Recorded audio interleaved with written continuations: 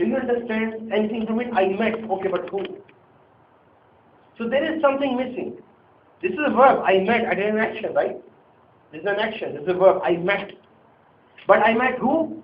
This is a translative because it is a missing link over here. So I met Ahmed. Now you understand, okay, now the sentence is complete. So he has a verb and a noun in it. So this kind of verb is known as a transitive verb. Another example is that you can say, I made. Okay, you made what? If I say I made chicken, not to get hungry, okay? I made chicken. Then you understand, okay, now the sentence is complete. So this kind of sentence is known as a transitive sentence, transitive verb.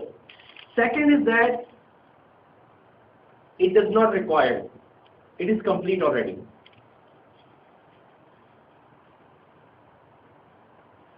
The example for this is that I blushed. Okay, I blushed. Khalas, I blushed. I slept. I walked. So this kind of sentence does not require a second part. It is already complete. Okay. Now,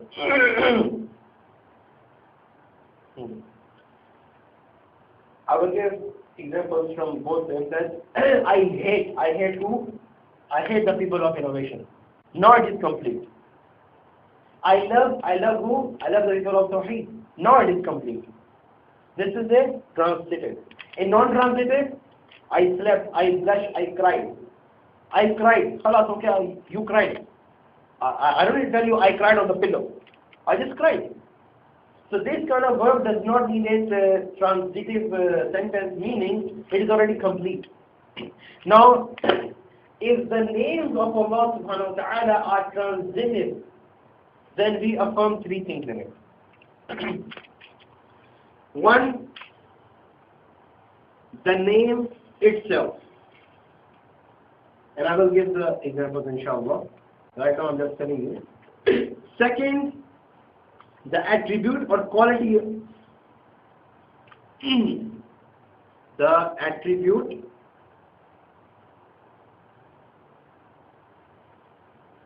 that it gives as an evidence. It gives as evidence. And the third thing is that how this attribute relates to the creation. How this relates to the creation. And if the name of Allah is non-transitive, then we affirm only the first two things. What are those? The name itself and the attribute that it gives as an evidence. Now we will give some examples of this inshallah. The examples of transitive names of Allah are As-Sami', the all-hearer. What does it tell us? The name As-Sami'. We know him from As-Sami'. This is the first name. Attribute, that he has the hearing. This is the attribute, that Allah has the hearing. This is the attribute. Third, how it relates to the creation? He knows what we are doing. Whenever a person calls, Allah knows that. You see how it relates to the creation also? That when we are saying As-Sami', okay, Allah hears. This is the name, As-Sami'. The attribute, Allah has the hearing. Allah has the hearing. Because why? He is As-Sami', that's why he hears. Remember when we said about Allah, He has the name, that is why He has the attribute. Okay?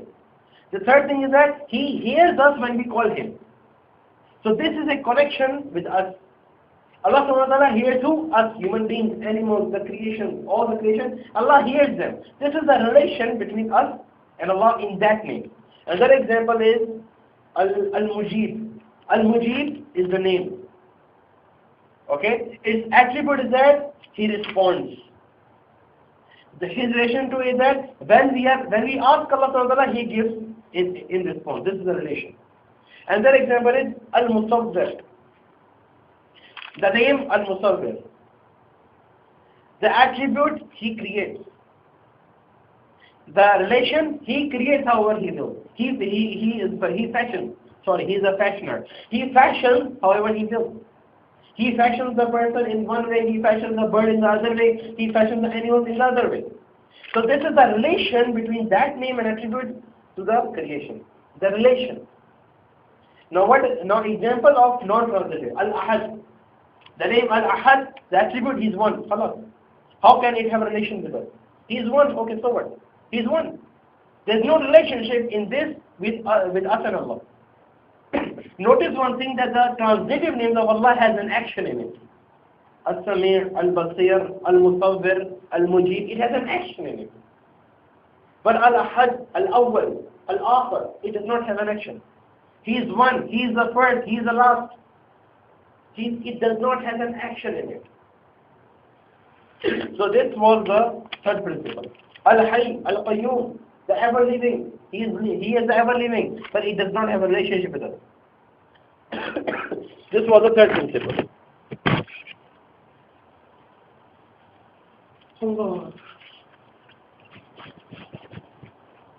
Now, the fourth principle is that the names are tawqifiyya. Alhamdulillah. The names of Allah subhanahu wa ta'ala are tawqifiyya. What does it mean? It means that there is no place for intellect, for aql, for our brain to make a name of Allah subhanahu wa ta'ala.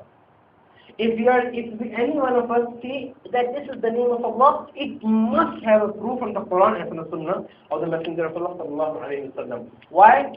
Because His names are tawqifiyya as they are in the Arabic language. We talked about this in Tawheed of Allaah, that the names of Allah are to be accepted as tawqifiyya. Meaning, when a name comes, al-Hayy, okay, it will be understood as it is, al-Hayy. We will not go into takyif, how it is. So this is the meaning of tawqifiyya, that it is to be understood as in normal language. Okay, in the linguistic sense, it will be understood as it is, and we will not make up any name.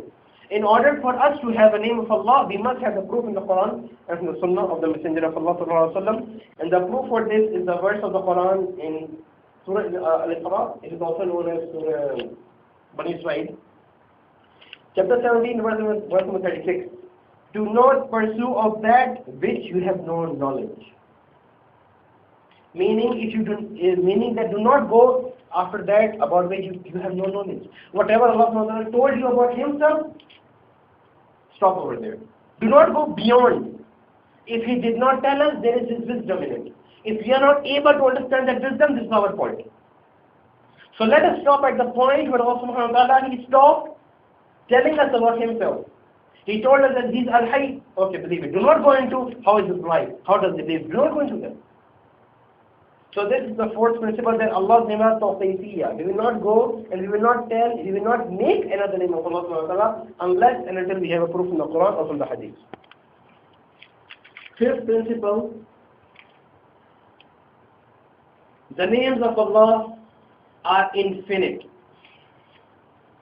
There is no specific number for the names of Allah. When you will say this thing, the first thing people of innovation will say, no, Allah has 99 names. This is a very common thing among the people, that they will say, no, Allah has 99 names, what are you saying? So this is the first thing that they do. Their proof is a hadith in Bukhari Muslim. That the Messenger of Allah sallallahu alayhi wa sallam, to Allah belongs 99 names. Whoever memorizes them and understands them will enter the Jannah. This is their proof. I will come to the explanation of the hadith later. But what is our proof that we are saying this? There is a hadith in Muslim Ahmad and Ibn Hibban and it's Sahih. Also in Ibn Majah. That Prophet Muhammad sallallahu alayhi wa sallam said, oh Allah, I ask you by the name that you have named yourself. I ask you by the name that you taught in every creation. And I ask you by your name that you kept to yourself. So this shows us that there are some names that Allah subhanahu wa ta'ala has kept to Himself.